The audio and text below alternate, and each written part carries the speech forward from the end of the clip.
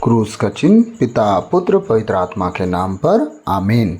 सर्वशक्तिमान महान परमेश्वर पिता, हम आपको धन्यवाद देते हैं, राजाओं के राजा प्रभु के प्रभु प्रभु यीशु मसीह, पिछली रात के लिए, आज के दिन के लिए, शाम रात के लिए पिता हम धन्यवाद देते हैं कि आपने अब तक हमें जीवित, सुरक्षित और अचानक मरण से बचाया। हर अप्रिय घटना से, हर दुर्घटना से, हर एक्सीडेंट, महामारी से बचाया, उसके लिए धन्यवाद पिता। आज तक जो भी हमसे मन वचन कर्म से अपना कर्तव्य पूरा ना करने से जो हमसे पाप गुनाह हुआ हो, उसके लिए मैं क्षमा कीजिए, दया कीजिए, कृपा कीजिए, हमें दंड ना दीजिए, हमारे कर्ज गुनाह अपराध क्षमा कीजिए, ताकि हम आपके कहे अनुसार जीवन जिए, पाप गुनाह सदा दूर रहें। मैं प्रार्थना करता हूँ आपके बेटे बेटियों के लिए, जितने आज का वचन सुने, आने वाले भविष्य में जब भी वचन सुने प्रभु, मैं प्रार्थना करता हूँ उनके जीवन के लिए, उनके शरीर के लिए, उनके प्राण आत्मा के लिए, उनके घर के लिए, उनके परिवार के लिए, उनके परिवार के सदस्यों के लिए मैं प्रार्थना करता हूँ पिता।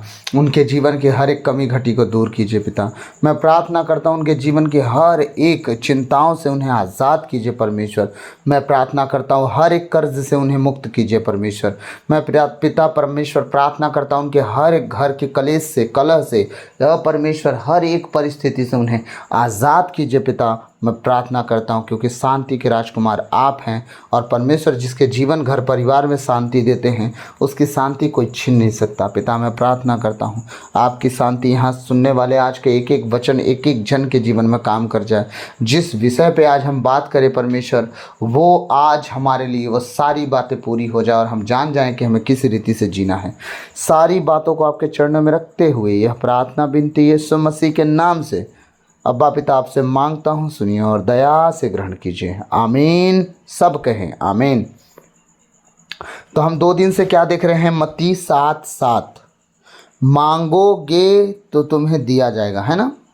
मांगो और तुम्हें दिया जाएगा। हमने देखा ढूंढो और तुम्हें मिल जाएगा, हमने देखा। आज हम देख रहे हैं इस वचन का लास्ट भाग, खटखटाओ और तुम्हारे लिए खोला जाएगा। वचन क्या कह रहा है? खटखटाओ और तुम्हारे लिए खोला जाएगा। आज मुझे नहीं पता आप किस वे में इस वचन को जानते हैं, किस तरीके से इस वचन को कितना जानते हैं, मुझे नहीं पता, लेकिन मैं ना कुछ इस वचन के विषय में थोड़ा सा इस पर एक जोर डालना चाहूँगा। और हमें ये बात जाननी होगी। मैं ये नहीं कहता कि आप नहीं जानते, आप बहुत जानते हो। आप बचपन से जीवन बीत गया आपका प्रभु में। मैं अभी अभी प्रभु में नया नया आया हूँ, लेकिन मैं अपना अनुभव इस वचन पे शेयर करना चाहता हूँ, जिस तरह से पिछले दिनों में किया हूँ और आगे भी करता रहूँगा। और इस वचन पे, इस लास्ट छोर में इस वचन के मैं अनुभव शेयर करना चाहता हूँ। खटखटाने का मतलब आज आपके जीवन में अगर पहले से पता होगा अच्छी बात है, फिर आप दोबारा सुन लिए तो और अच्छी बात है, अब दोहराओ उसको। नहीं पता था तो मैं प्रार्थना करूँगा और आप सबसे विनती करूँगा कि आप लोग इस रीति से खटखटाएं। खटखटाओ और तुम्हारे लिए क्या हो जाएगा? खोला जाएगा। आज तक खटखटाना किस विषय में हमने समझा? परमेश्वर के राज के विषय में। देखिए 2 तरह का खटखटाना है ना, आप जो मैं बोलूँगा उसको आप समझ जाएंगे। 2 तरह का खटखटाना है। पहला खटखटाना क्या है? हमारा परमेश्वर हृदय के द्वार पर खड़ा होकर खटखटाता है। वो हमसे चाहता है कि हम अपना हृदय रूपी द्वार खोलें और हमारा परमेश्वर क्या करे? हम में इंटर कर जाए, ठीक है? हमारे अंदर आके विराजमान हो और वो क्या करे? हमारे साथ उठे बैठे और हमारे साथ भोजन करे, ठीक है? पहला खटखटाना हमारा प्रभु यीशु करता है। दूसरा खटखटाना क्या है? हम प्रभु यीशु के लिए अपने जीवन को, अपने शरीर प्राण आत्मा को लेके बैठे रहते हैं और हम खटखटाते हैं प्रभु यीशु का दरवाज़ा कि प्रभु हमारे लिए दरवाज़ा खुलिए, हम भी स्वर्गराज में प्रवेश कर सकें, वहाँ की भली वस्तुओं को पा सकें, ब्लेसिंग को पा सकें, आशीषों को पा सकें, ठीक है? अब मैं समझाना चाह रहा हूँ कुछ और बातें। बचपन से जब से हम प्रभु के बारे में जान गए हैं, हम हर एक ईसाइयों के विषय में बात कर रहा हूँ जो अपने आप को यीशु मसीह के लोग कहते हैं, ठीक है? जब से प्रभु यीशु को आपने जाना, आपके लोगों ने, घर परिवार के हमारे सदस्यों ने जाना, तब से हमारा प्रभु क्या कर रहा है? हमारे हृदय रूपी द्वार पर खड़ा हो के बस खटखटाए जा रहा है। अब खोलेगा, अब खोलेगी, अब खोलेगा, अब खोलेगी अपना हृदय रूपी दरवाज़ा, अब खोलेंगे और मैं इनमें प्रवेश करूंगा, मैं इनके साथ खाना पीना खाऊंगा, मैं इनसे बातें करूंगा।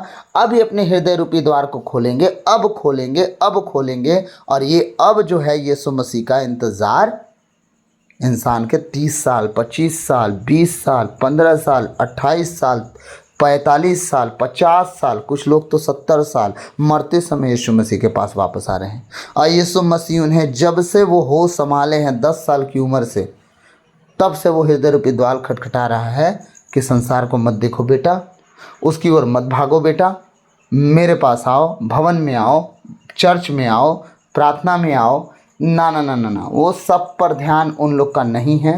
वो भाग रहे हैं संसार का दरवाज़ा खटखटाने। ठीक है, प्रभु का वचन क्या कहता है रोमियो 12 में, इस संसार के सदृश से मत बनो। संसार कौन है? शैतान की संतान। ठीक है, और हम कौन हैं? आत्मा की संतान। अब जब संसार शैतान की संतान है तो क्या हमें शैतान की संसार से मेल जोल करना चाहिए, उनके जैसा होना चाहिए, उनके जैसा बनना चाहिए? बिल्कुल नहीं। इसीलिए पिता ने कहा संसार के सदृश न बनो, क्योंकि संसार नरकीय व्यवस्था में जाके डूबेगा और तुम सब आत्मिक हो स्वर्गीय व्यवस्था में जाके परिपूर्ण हो जाओगे। अब हमारा प्रभु बचपन से बुढ़ापे तक हमारे हृदय के द्वार को खटखटाए पड़ा है, और हमने कभी अपने प्रभु यीशु को ना अपने हृदय में, ना अपने घर में, ना अपने परिवार में, ना अपने माता पिता बच्चों में, किसी में उसको जगह उतना नहीं दिए जितना हमें उसे जगह देना चाहिए था। ठीक, और वो दरवाज़ा खटखटाए रहा है। बस जब उल्टा घड़ी घूमती है और हमें जब ज़रूरत पड़ता है तब हम क्या करते हैं? अभी नहीं खटखटाते हैं, अभी हम डॉक्टर के पास जाएंगे, वैद्य के पास जाएंगे, सोखा के पास जाएंगे, ओझा के पास जाएंगे, झाड़ फूँक करने वालों के पास जाएंगे। ये भी जान रहे हैं कोई तंत्र मंत्र जादू टोना याकूब के घराने पर नहीं चल सकती, फिर भी वो जाएंगे। क्या पता वहाँ कुछ हो जाए। अभी भी यीशु मसीह का द्वार नहीं खटखटा रहे। क्यों? वो किसी से प्रार्थना करवाए थे पर कुछ हुआ नहीं, ये वजह है। वो ना किसी से मैं प्रार्थना करवाई थी भैया, तो ना कुछ नहीं हुआ, तो मैं थोड़ा सोची कि वैद्यों के पास जाने में क्या होता है, भूल गए कोई जड़ी बूटी या लेप नहीं, उसके शब्द ही हमें चंगा करते हैं। वचन भूल गए। हाँ, अगर नहीं भूले तो वैद्य बीच में कहाँ से आ गए? जड़ी बूटी वाले।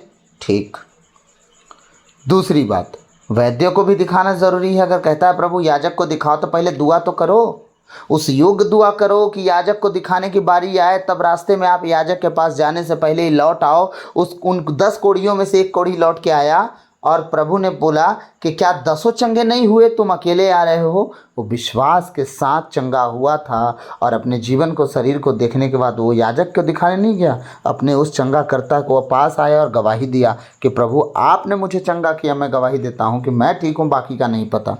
हालेलुया। अब वो हृदय रूपी द्वार पर खड़ा होकर खटखटाए जा रहा है, खटखटाए जा रहा है, खटखटाए जा रहा है। आज तक आपके पास टाइम नहीं था उसके लिए द्वार खोले, अभी भी आप किसी और के पास जाके दरवाज़ा खटखटा रहे हैं। आधी रात को दिक्कत हुई डॉक्टर के पास, इसके पास, उसके पास, उसके पास, उसके पास। जब आप थक गए, त्रस्त हो गए, जब कहीं से आपकी बात नहीं बनी, तब याद आता है यीशु मसीह का दरवाज़ा, और हम उस लास्ट टाइम में अपने यीशु मसीह का दरवाज़ा पीटते हैं। फिर यीशु मसीह बोलता है देखो मैं तुम्हें नहीं जानता, तुम कौन हो, तुम जाओ। ये कहाँ बोलेगा? वो स्वर्ग राज में। लेकिन धरती पर इतना दयालु हमारा परमेश्वर है, इतना दयालु परमेश्वर कि जब तक आप जीवित हैं तब तक वो आपको ब्लेस करके रखा है। वो कह के रखा है जब तक मुझे तुम ढूंढ सकते हो ढूंढ लो। मतलब एक दिन आएगा उसे ढूंढेंगे आप नहीं पाएंगे। हाँ, इसीलिए मैं आप सबसे विनती करता हूँ कि अगर परमेश्वर के हृदय रूपी द्वार को जब अगर खटखटाने की बारी आए ना, तो कितनों गलती आप क्यों ना करें, संकोच मत करें। प्रभु से ये ना कहें प्रभु तू दे या ना दे, प्रभु से कहते रहें प्रभु, ये ना कहें कि तू दे, प्रभु से कहें तू दे या ना दे, तू मेरा परमेश्वर था, है और रहेगा। मैं भटक गया था, मैं भटक गई थी, मुझे माफ़ कर, मुझे माफ़ कर प्रभु, मेरी गलतियों को क्षमा कर। प्रभु माफ़ भी करेगा, आपके गलतियों को क्षमा भी करेगा और आपको आज़ाद भी करेगा, आपको परिस्थितियों से निकाल भी देगा, आपको हाथों हाथ पकड़ के उठाएगा भी। सब कहें आमीन। हालेलुया। मैंने क्या कहा? अब आपका खटखटाना किस तरह का है अभी देखिए। अब खटखटाने की दशा भी समझा रहा हूँ मैं। अब हम मसीहियों के खटखटाने की दशा हमें किस तरह होनी चाहिए। आप एक बार बार एक उस क्या बोलते हैं स्त्री के विषय में और उस धनवान व्यक्ति के विषय में बार बार आप एक कहानी सुने होंगे कि वो विधवा स्त्री उसके पास आती है और वो कहता है ना मैं ईश्वर से डरता हूँ ना इंसानों की परवाह करता हूँ, मैं तेरा न्याय नहीं चुकाने वाला, ठीक है, तेरा न्याय करने वाला नहीं हूँ। वो स्त्री कुछ नहीं बोलती, उससे न लड़ती है न झगड़ती है, कुछ नहीं करती। वो क्या करती है, रोज प्रतिदिन अपने टाइम पे उस मालिक के सामने आके बैठ जाती है। एक दिन मालिक क्या हो गया, त्रस्त हो गया। क्या हो गया, परेशान हो गया। कैसे, रोज का दरवाज़ा पीटना उसे परेशान कर दिया, रोज का खटखटाना उसे परेशान कर दिया। वो क्या कहता है अपने दास को, बोलता है सुन, मैं ना ईश्वर से डरता हूँ ना इंसानों की परवाह करता हूँ, लेकिन ये ना मेरे नाक में दम करके रख दी है। पूरी तरह से ना मैं परेशान हो गया हूँ उसका रोज़ शक्ल देख देख के। अपना दुख लिया हुआ चेहरा, मुरझाया हुआ लटकाया हुआ दुख लेके आए रहती है। अब ना मेरे को बिल्कुल ना अच्छा नहीं लग रहा है। काम करते हैं, इसका न्याय कर देते हैं, इसका न्याय चुका ही देते हैं। कुछ समझ में आ रहा है। यीशु मसीह अपने चेलों से कहते हैं, एक संसार का व्यक्ति कहता है कि ये मेरे नाक में दम कर दी इसलिए मैं उसका न्याय चुकाऊंगा। अब स्वर्ग का परमेश्वर कैसा होगा, वो कहता है, प्रभु यीशु क्या कहना चाह रहे हैं कि तुम मेरे नाक में दम करके तो देखो, किस बात की चिंता तुम्हें, सारी चिंताओं से मैं निकाल दूंगा। तुम नाक में दम करते ही नहीं है। तुम दरवाज़ा पीटते हो एक बार, अगर मैं नहीं खोला तो तुम तुरंत वहाँ से चले जाते। होता है ना कभी कभी, हम किसी के दरवाजे में गए, दरवाज़ा ठक ठकाए और इसके बाद दरवाज़ा तुरंत गेट नहीं खुला तो हम रुकते भी नहीं, हम चल देते हैं। अरे घर का व्यक्ति घर में होगा, वो किसी और चीज़ पे भी ध्यान उसका होगा, वो आएगा, गेट खोलेगा, तब ना आपसे बात करेगा, आपसे मिलेगा। और आपकी प्रार्थना भी ऐसे ही है, इमीडिएटली वाली। आपका जब दुख एकदम पहाड़ जैसे टूटता है आपके ऊपर, आप जाओगे भड़ भड़ भड़ भड़ भड़ दरवाज़ा खटखटाओगे यीशु मसीह का, ठीक है। यीशु मसीह कह रहा है आ रहा हूँ, लेकिन आप सुन नहीं रहे हो उसकी बात कि वो आने के लिए बोल भी रहा है। आप बस भड़ भड़ भड़ भड़ दरवाज़ा पीटे, ठीक है, इसके बाद आप वहाँ से चल दिए कि चलो मैं दूसरे से मदद लेता हूँ। यीशु मसीह तो आया नहीं। यीशु मसीह आके दरवाज़ा खोल रहा है, कोई है ही नहीं। आपका प्रार्थना भी ऐसा ही है मेरे माता पिता भाई बहनों, ऐसा ही है। आप क्या कर रहे हो, आप बैठते हो प्रार्थना में भड़बड़ भड़बड़ भड़बड़ भड़बड़, एकदम राई भुट्टा जीरा पुदीना धनिया मिर्ची लहसुन प्याज सब कुछ फ़ौरन सहित पटक दिए यीशु मसीह के सामने, ठीक है। इसके बाद यीशु मसीह कहते हो दो दो दो प्रभु, दो दो दो दो दो, जल्दी दो जल्दी दो जल्दी दो जल्दी दो, एकदम अब टाइम नहीं है मेरे पास, जल्दी दो। प्रभु आपको बुलाया था क्या, नहीं ना। जब वो बुलाया नहीं था तो आप पेशेंस रखो ना, मालिक वो है आप नहीं। जल्दी आपको है तो आप पहले क्यों नहीं आए। अगर आप पहले नहीं आए, इतने साल लगा दिए आने में, तब शांति रखो। अगर शांति नहीं रख सकते तो यीशु मसीह के पास आके उसका नाम खराब मत करो कि वो आपके लिए कुछ नहीं किया। फिर हम कैसे बचाए गए, हम तो गैर जाति के लोग हैं।